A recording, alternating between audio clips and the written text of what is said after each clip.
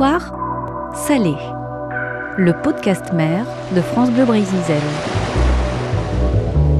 Célèbre dans les années 1930 à 1950, le navigateur français Éric de Bischopp a marqué les esprits par ses navigations à bord de bateaux qu'il a construits. Des jonques en Chine, qui ne vont pas résister aux récifs et à la tempête, des pirogues polynésiennes, dont l'une le mènera d'Hawaï en France, puis des radeaux dans le Pacifique, entre Amérique du Sud et Polynésie, avec une fin tragique. C'est cette vie d'aventure faite de naufrages que je vais vous raconter avec Gwendal Jaffry, rédacteur en chef du Chasse-Marée, une revue spécialisée dans la culture et le patrimoine maritime, qui a retracé le parcours d'Éric de Bischopp. Éric de Bischopp, le navigateur excentrique. Gwendal, nous allons commencer par évoquer la jeunesse d'Éric de Bischopp. Son père est entrepreneur, il a une petite savonnerie familiale, ça passionne pas Éric de Bischopp comme on va le voir assez rapidement. Sa mère est la fille d'Eugène Fromentin, Eugène Fromentin qui est un peintre célèbre, romantique, qui correspond pas tout à fait à la philosophie de son petit-fils. Et très vite, la mère va l'attirer. On n'a pas forcément beaucoup de raisons sur le pourquoi la mer l'attire. On peut imaginer que la mer est un peu plus attirante que la savonnerie familiale, mais en tout cas, c'est cet univers qui va affectionner, et on va avoir notamment dans un de ses livres quelques précisions sur cette attirance. Adolescent, je sentais que je n'étais pas fait pour rester dans les villes, dans les campagnes, au milieu des hommes. Toutes mes tendances, toutes mes aspirations me poussait vers la navigation à voile, vers la mer. Je savais qu'un jour, j'irais voir les paysages merveilleux dont rêvait mon imagination d'enfant. La mer, il va assez vite partir vers elle, et puis pas qu'un peu, puisqu'on a plusieurs navigateurs célèbres comme ça qui ont fait quelques petites aventures, qui traversent la Manche, qui traversent la mer Baltique. Maintenant, lui, il va partir pendant plusieurs mois en mer, et pas sur n'importe quel bateau, puisque il va s'engager sur le 4-mâts Dunkerque. C'est un grand voilier, c'est à l'époque de son lancement le plus grand voilier du monde, 105 mètres de long. Ses parents, plutôt que d'aller le chercher par la peau des fesses pour le remettre dans son collège de jésuites, eh bien pas du tout. Ils vont simplement aller voir le commandant du bateau en lui disant « On vous le laisse, mais s'il vous plaît, faites-lui en baver au maximum pour que lui passe ses envies de navigation. » On va voir que ça ne va pas tout à fait marcher de la sorte.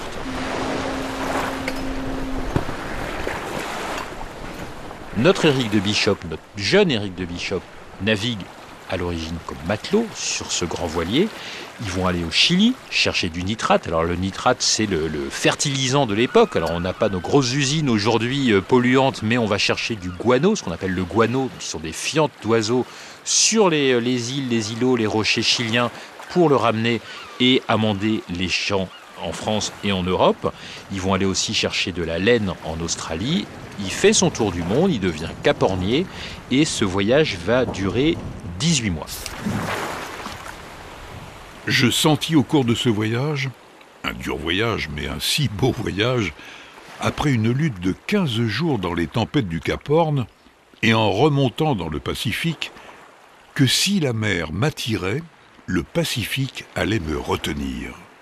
Je voulais tant remplir ma vie, la rendre à mes yeux digne d'être vécue. Le Pacifique, le Pacifique. Valparaiso, Valparaiso, Sydney. Sydney. Après cette première expérience, le jeune Éric de Bischopp est de retour en France. Son père est décédé entre-temps, donc plus question de savonnerie familiale, plus non plus question de pression paternelle pour que cette envie de mer lui passe. Éric de Bischopp va suivre une formation d'ingénieur hydrographe, cette formation lui permettant ensuite de naviguer. Et quel parcours ensuite, puisque mobilisé en 1915, il navigue pendant la guerre sur un dragueur de mine qui est coulé par un sous-marin allemand, puis il frôle la mort dans un accident d'avion. Après la guerre, on le retrouve, écoutez bien, dans un trafic illicite de marchandises au Liban, puis un trafic de bois précieux entre l'Afrique et Marseille, avec un 3-mâts qu'il a acheté, mais qui va faire naufrage au large des Açores. Et finalement, Gwendal, en 1927. Et finalement, il va décider de larguer les amarres à nouveau pour vivre cette fois-ci son rêve d'adolescent, un rêve qu'il avait touché du doigt à bord du 4-mâts Dunkerque, le Pacifique. Il décide d'aller voir ce qui se passe là-bas et pour ça, on le retrouve très rapidement en Chine et plus précisément à Shanghai où il va prendre le commandement d'une jonque battant pavillon français à bord de laquelle il sillonne le Yangtze-Kiang jusqu'à une ville qui n'était pas très connue jusqu'à il y a un an, mais désormais le monde entier la connaît. Il va se retrouver à Wuhan. Shanghai. Shanghai. Le Yangtze-Kiang. Le Yangtze-Kiang. Wuhan. Wuhan. La Chine, c'est déjà le seuil du Pacifique. Le seul but, réunir assez de dollars pour pouvoir réaliser mon rêve. Partir à la conquête du Pacifique et de ses mystères. Et c'est là-bas qu'Éric de Bishop va faire une rencontre vraiment marquante, c'est celle de Joseph Tatibouette. Joseph Tatibouette est un ancien marin-pêcheur de la Trinité-sur-Mer qui s'est retrouvé en Chine et il travaille à cette époque-là pour la police militaire. Plus différent que Tatibouette et Éric de Bishop, on ne peut pas faire. L'un est petit, l'autre est très grand. L'un est extrêmement courageux, l'autre semble avoir très souvent très peur. Et pour autant, ils s'entendent très bien et ils vont énormément naviguer ensemble. Foupeau. Foupeau. Les jonques. Les jonques. Leur premier projet en Chine, c'est la construction d'une jonque baptisée Foupeau. Quel est le but, Gwendal ? Le but, ça va être de voyager avec ce bateau. Pour voyager avec ce bateau, il faut quand même de l'argent. Et un peu comme à l'époque des grands explorateurs qui embarquaient des marchandises d'échange pour pouvoir converser et rencontrer les indigènes qu'ils croisaient sur leur passage et devenir amis-amis, De Bishop, il fait la même chose. Il embarque des marchandises qui sont censées être revendues au fur et à mesure du voyage. Ce bateau baptisé Foupeau apparaît le 1er octobre 1932. On aura donc Éric de Bishop, on aura Joseph Tatibouette et on a également 3 jeunes Russes qu'il va embarquer et ça va s'avérer être une véritable catastrophe parce que non seulement ils ne connaissent rien à la navigation et très rapidement ils vont être extrêmement malades au point que finalement ils ne servent pas à grand-chose à bord. Ils vont rencontrer une queue de typhon et au bout de 5 jours, Éric de Bishop et Tatibouette sont épuisés. Il faut absolument qu'ils se reposent. Ils confient la barre à un des jeunes Russes en lui disant « Tu nous réveilles dans quelques heures », sauf que notre ami russe va également s'endormir à la barre. Résultat, naufrage, échouement, destruction de la jonque. Donc plus de bateaux, plus de Foupeau, De Bishop et Tatibouette, qu'on surnomme Tati, reviennent en Chine. Ils construisent une autre jonque, Foupeau 2, plus petite, celle-là, elle mesure 12 mètres, mais elle est surtout manœuvrable à 2 personnes. Nous sommes en février 1933, l'épopée va durer 3 ans et commence avec un but scientifique, Gwendal. Alors Éric de Bishop, il a aussi comme autre passion, ou en tout cas il se targue d'avoir ses compétences, d'être un scientifique. Il n'a pas eu spécialement de formation en ce sens, mais en tout cas, subitement, il a envie d'étudier le contre-courant équatorial qui va vite devenir un de ses dadas aux grandes dames de Tatibouette qui en a un peu ras la casquette des études de son patron. Étudier un courant, sa vie, il faut vivre avec lui. Il faut donc marcher aussi peu vite que possible, vivre dans le courant, avec le courant. À bord de cette jonque, je veux me placer dans les conditions mêmes où naviguaient les antiques Polynésiens. On verra ce que donnera l'expérience.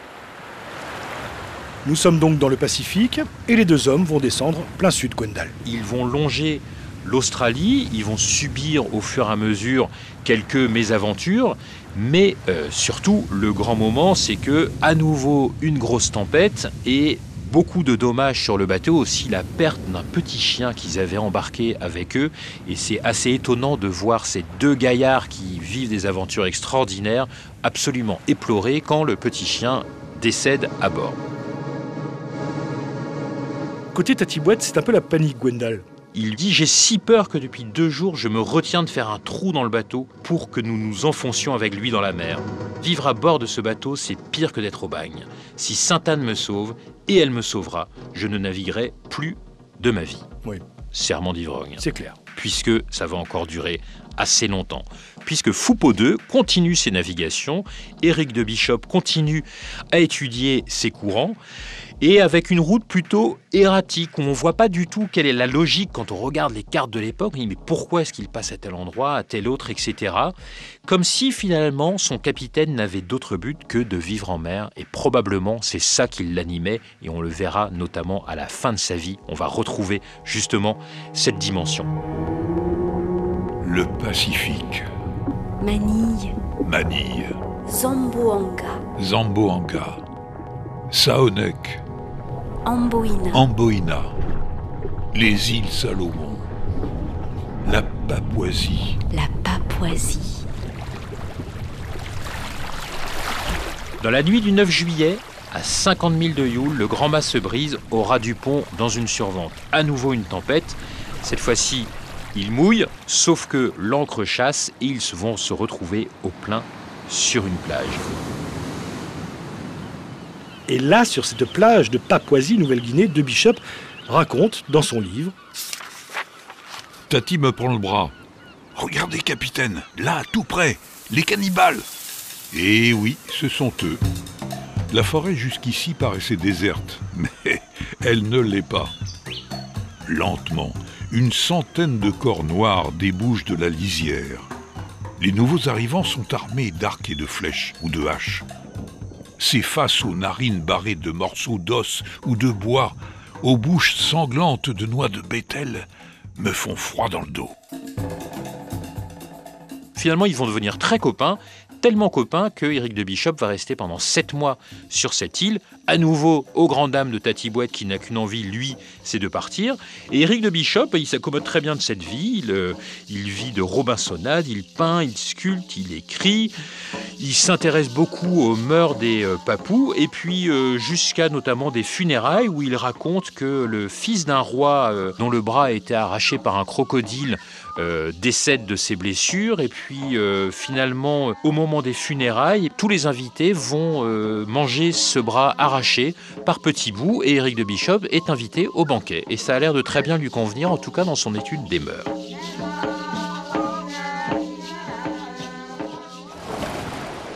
Au bout de 7 mois, ils repartent à bord de leur jonque, Foupeau II, vers le nord-est, en plein Pacifique, cap sur Hawaï. Sur leur route, les îles Marshall, qui sont alors sous mandat japonais, et là, ils se font arrêter. Cette histoire est importante puisqu'elle aurait pu leur coûter la vie.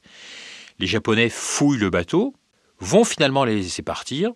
Tatibouette et De Bishop sont très peu inquiétés, sauf que dans la fouille des bateaux, les Japonais ont éventré les caisses de vivres qui ne sont plus étanches, et ça, les deux hommes ne s'en rendent pas compte quand ils reprennent la mer. Tout allait bien quand, vers 38 degrés nord, une odeur désagréable à bord devint intolérable. On cherche, et on découvre bientôt que dans notre cale avant, 2 grandes caisses soudées, dans lesquelles nous avions coutume de garder une réserve de 2 mois en riz et pâtes, avaient été ouvertes et mal refermées. L'humidité de la cale a fait son œuvre. Fermentation, pourriture. Nous devons tout jeter à la mer. C'est alors que commence l'aventure la plus poignante de toutes ces années de navigation. Il faut nous rationner. Nous avons encore à tenir la mer pour 1 mois au moins. Le 22 octobre de cette même année, Foupeau II croise un paquebot, et c'est l'horreur. Tati et moi voulons agiter une lanterne, mais nous ne pouvons trouver la force de continuer. Nos bras sont sans force. Nous voulons crier un appel au secours, mais notre voix se perd dans le bruit de la mer.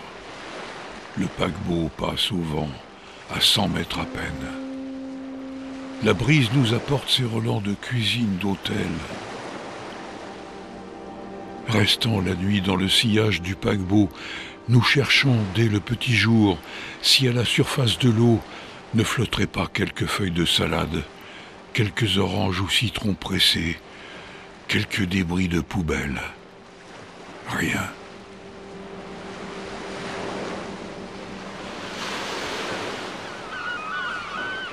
Quasiment morts, Éric de Bishop et Joseph Tatibouette à bord de leur jonque, Foupeau II, arrivent à Honolulu, mais malheureusement, au mouillage, le bateau est détruit. Éric de Bishop est désespéré, mais il confie à son compagnon: 3 années d'études perdues, tout est perdu. Je pleure comme un enfant battu. Écoutez, mon pauvre Tati, je vais repartir. Je ne sais pas comment, mais je vais repartir. Et effectivement, Éric de Bishop va repartir vers de nouvelles aventures, toujours en compagnie de Tati Bouette. Il décide cette fois de se lancer dans la construction d'une double pirogue d'inspiration polynésienne qu'ils vont baptiser Kaimiloa. Une construction sur une plage d'Hawaï qui intrigue les habitants. Kaimiloa, Kaimiloa, les pirogues. les pirogues. Les voisins du chantier disent, je cite, qu'ils trouvent les deux Français courageux mais complètement cinglés. Ça, on a retrouvé cette trace-là.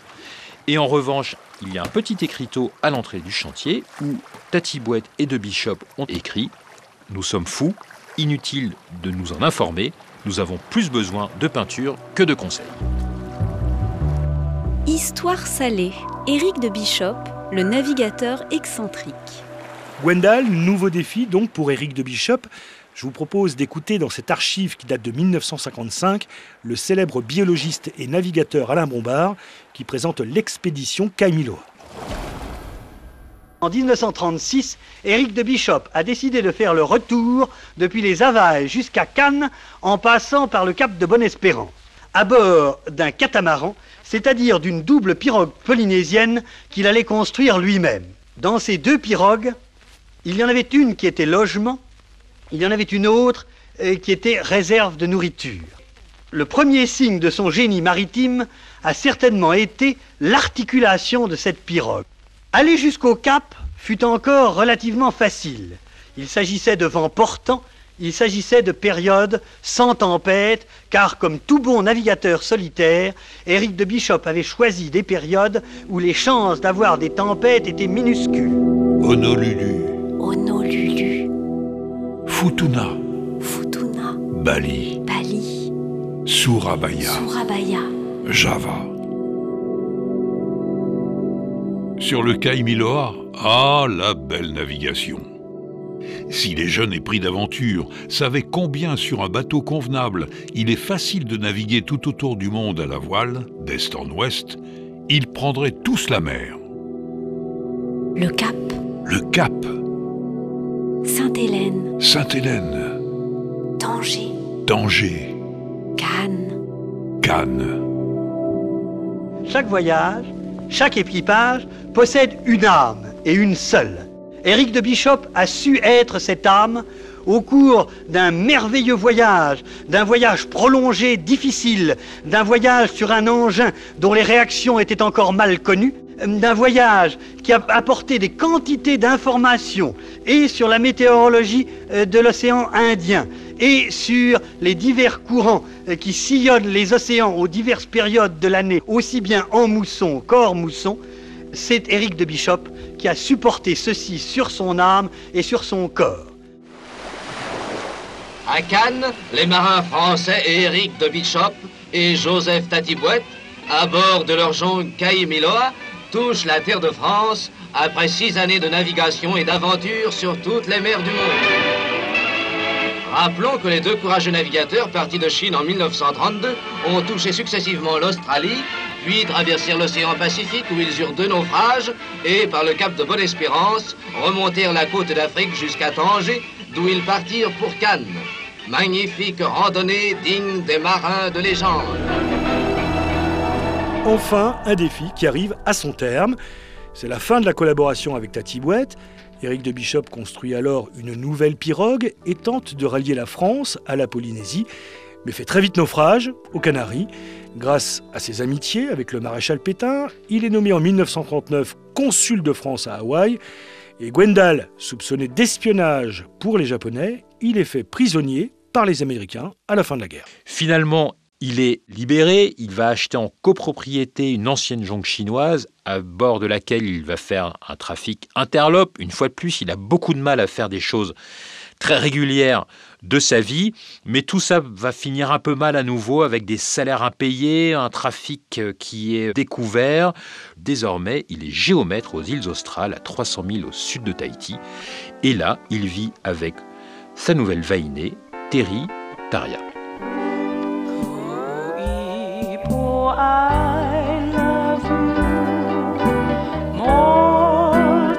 Après quelques années tranquilles en Polynésie, aux côtés de sa vainée, en 1956, à l'âge de 65 ans, il décide de repartir dans une nouvelle aventure, ça sera sa dernière, en construisant un radeau baptisé Tahiti Nui. Tahiti Nui. Tahiti Nui. Les radeaux. Les radeaux. Ce qui se passe, c'est que un jour, il apprend que Thor Heyerdahl, qui est un explorateur, navigateur, aventurier norvégien, vient de parvenir à traverser une partie du Pacifique à bord d'un radeau de sa conception. Et pourquoi Thor Heyerdahl a fait ça? Puisqu'il veut démontrer que les îles du Pacifique ont été peuplées depuis l'Amérique du Sud. Éric de Bishop est convaincu que Thor Heyerdahl ne voit pas du tout juste et il se met en tête de prouver absolument le contraire. En Polynésie, Éric de Bishop fait construire son radeau. Cette fois-ci, c'est un ingénieur qui va construire le radeau. Départ officiel de Papeete le 8 novembre 1956. Ce radeau quitte Tahiti pour le Chili, en passant par les grandes mers du Sud, dans l'intention de prouver que les Polynésiens ont eu dans un temps lointain des relations avec les indigènes de l'Amérique du Sud. Ce radeau, qui est entièrement construit en bambou, n'a pas de moteur et sa voilure est en pandanus tressé. On suppose que ce voyage pourra durer 5 à 6 mois et peut-être davantage. Le bateau est d'abord escorté par des pirogues, également par un bateau de la marine. Il charge les dernières vivres ainsi que quelques chatons, là où tout le monde trouve ça plutôt sympathique d'avoir des animaux de compagnie. Éric de Bishop leur explique que 4 chatons c'est quand même beaucoup, mais qu'importe, embarquons-les, ça peut toujours servir, par mauvais temps, c'est pas mauvais en giblotte. L'équipage de Tahiti Nui navigue longtemps, lentement, très lentement, et au fur et à mesure, le radeau s'enfonce. Parmi les 5 hommes à bord, Francis Cowan, un marin célèbre en Polynésie, raconte quelques années plus tard les derniers jours de navigation. Au bout de 15 jours de mauvais temps, le radeau ayant déjà beaucoup souffert, nous avions perdu pas mal de bambous, nous les voyions se détacher tous les jours et le radeau s'enfonçant évidemment. Vers les derniers jours, nous avions 1 mètre d'eau dans la cabine et le radeau avait de la gîte. Nous nous sommes réunis à bord du radeau et nous avons examiné les possibilités de survie sur cet engin qui, il faut le dire, était en piteux état à ce moment. Et finalement, Gwendal, cette traversée est une réussite. Même s'ils ne rejoignent pas tout à fait le Chili, puisque on va se retrouver avec un Tahiti Nui 1, Tahiti Nui premier du nom, qui est récupéré par un navire de guerre chilien qui s'appelle le Baquedano. Le radeau va finir de se détruire en remorque du navire chilien. Et finalement, c'est d'un bateau de guerre que débarque Éric de Bishop et son équipage à Valparaiso le 29 mai 1957. Tahiti Nui 1 n'était pas une réplique fidèle d'un bateau de l'époque. Qu'importe, ils ont presque réussi leur pari. L'histoire pourrait presque se terminer là, Gwendal. Mais pour de Bishop, ça ne suffit pas. Et il décide de rentrer en Polynésie avec le même type de navire, par la même route. Pour ça, une partie de l'équipage débarque et 2 nouveaux équipiers vont être recrutés. La construction de Tahiti Nui 2 commence le 29 septembre à Constitution. Et là, on n'est plus du tout dans un navire qui essaie de ressembler à un navire d'époque. On est vraiment dans un radeau qui est complètement inventé. Par exemple, comme on ne trouve pas de bambou sur place, Éric de Bishop va choisir de le construire en bois de cyprès chevillé d'eucalyptus. Ce bateau de 12 mètres apparaît le 12 février 1958. Éric de Bishop a quitté le port péruvien du Callao à bord de son nouveau radeau. En dépit de son dernier naufrage, il est toujours décidé à relier par ce moyen sommaire l'Amérique à la Polynésie. Éric de Bishop a de la suite dans les idées.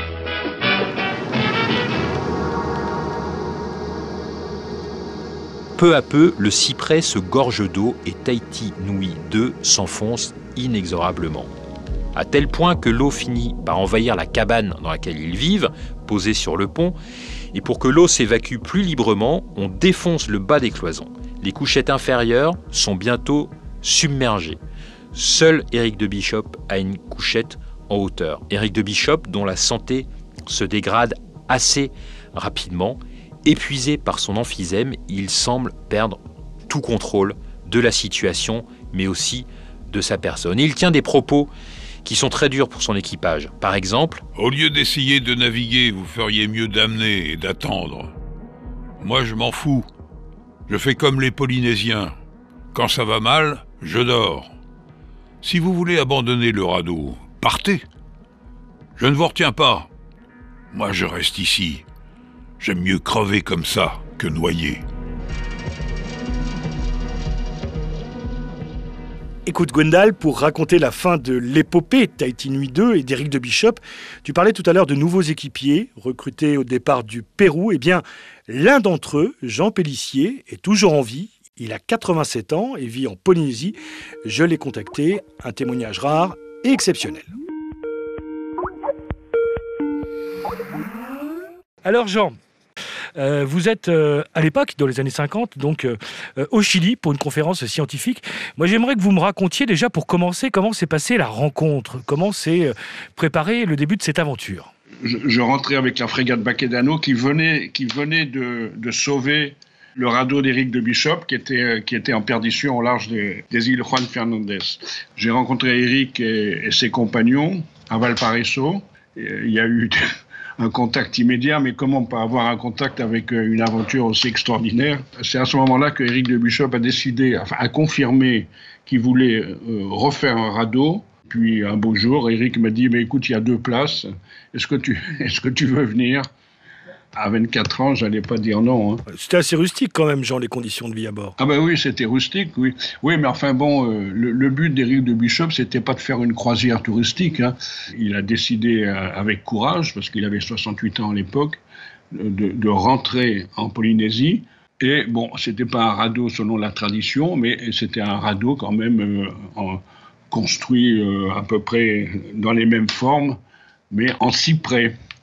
Donc le radeau était en cyprès, qui est un bois un peu maléfique. Hein. Au bout de 3 mois, on était à peu près au nord des Marquises, et le radeau s'enfonçait de plus en plus. Donc on n'avait pas de 36 solutions, ou bien on coulait là, drapeau en tête, si on peut dire, ou bien on trouvait un moyen de se sauver. Donc Éric a eu l'idée de faire un petit radeau, un radeau de sauvetage. Par bonheur, à Callao, un brasseur belge très sympa nous avait fait cadeau d'une dizaine de petits tonneaux aluminium de bière vides. Il nous avait dit, écoutez, ça prend pas de place, prenez toujours ça, parce que on sait jamais si vous coulez, etc. Bon, nous, on avait rigolé à l'époque. Et bien, ces petits tonneaux nous ont sauvé la vie. On a fait un trimaran, quoi. Et avec les petits bidons, on a fait les balanciers. Une petite plateforme qui faisait 1,50 m sur 1,50 m et sur laquelle on a installé Éric, qui était déjà... Alors Éric, il faisait de l'asthme, il était pas en très bonne santé, donc on l'a installé, il était couché sur la plateforme, et puis nous, on se démerdait un peu autour, quoi. Voilà, et on a navigué 3 semaines comme ça.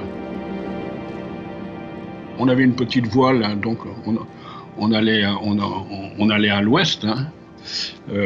Et à l'ouest, il y avait les îles Cook, dont une île qui s'appelle Rakahanga. Bon, mais au bout de 20 jours, 3 semaines, on a aperçu au loin Rakahanga. Et on s'est dit, bon, ben ça, si on la loupe, c'est foutu. Après Rakahanga, c'est l'Australie, hein, donc il y a encore 5000 nautiques.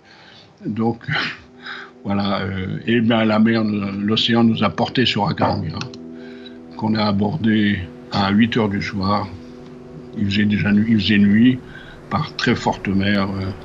Il y avait 3-4 mètres de creux. Hein. Je ne sais pas si vous voyez ce que c'est qu'une houle sur les récifs polynésiens, mais c'est quelque chose qui n'existe pas en Europe, ça. Donc, le radeau a chaviré par l'avant. L'avant a touché les coraux et il a basculé cul sur tête, quoi. Il nous est retombé sur la tête dans la grosse houle. Et on est resté dans cette houle parce que ça forme un va-et-vient de 8h à minuit. Et vers minuit, on a réussi petit à petit à s'accrocher et on est arrivé sur la plage, tous les quatre, et on a dit tiens, où est Eric, On a cherché pendant un bon moment et on a retrouvé son corps un peu plus loin sur la plage. Il était mort, quoi, et on a su plus tard qu'il avait eu la nuque brisée lors du retournement du radeau. Voilà.